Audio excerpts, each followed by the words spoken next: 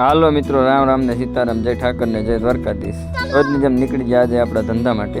જવાનું તો આપણે પ્રમાણી જીપ્સનમાં, પહોંચી ગયા આપણે પ્રમાણી જીપ્સનમાં. તેથી આપણે નડિયાદનો ફેરો ભરવાનો હતો નેક્સસ 6નો, એટલે ભરીને નીકળી ગયા અને પહોંચી ગયા આપણે નેક્સસ 6માં. ત્યાં લગાડી દીધી ટેમ્પિંગ કરાવી નાખી, ખાલી કરીને વળી ગયા પાછા આપણે ચોકડીએ આવ્યા. એટલે ટ્રાન્સપોર્ટ કટિંગનો માલ મળી ગયો. મને ના ગાડીવાળા ભાઈને કરી લીધું લોડ. જવાનું હતું સજીવની મેડિકલ, એટલે ખાલી હાથ જ કરવાનું હતું. અમારે બેને મજૂરીને ભાડું બી સારું હતું, એટલે પહોંચી ગયા આપણે સજીવનીમાં. ત્યાં જઈને કરાવી નાખ્યું, ખાલી કરીને વળી ગયા આપણે પાછા ઘર ભણે ખાવા. ખાઈ પીને ફેરો હતો નહીં, પણ આપણે મેં જતા રહી ચોકડી. એટલે ચોકડીએ પહોંચી ગયા, ત્યાં ઘડીક થોડી વાર બેઠા, એટલે આપણને અહીંયાથી મળી ગયો એક લોકલ ફેરો.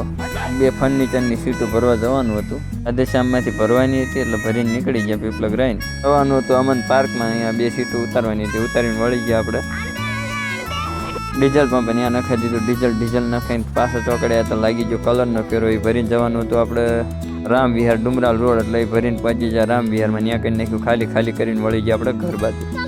તો જેને તમને ખોટા સમજી લીધા છે ને, એને તમે કોઈ દી સાચા નહીં લાગો, આ તમે યાદ રાખજો. અને બીજું, વાંચેલા જ્ઞાન કરતાં અનુભવેલી પરિસ્થિતિ વધારે શીખવે. મળીએ કાલ. જય ઠાકર, જય દ્વારકા.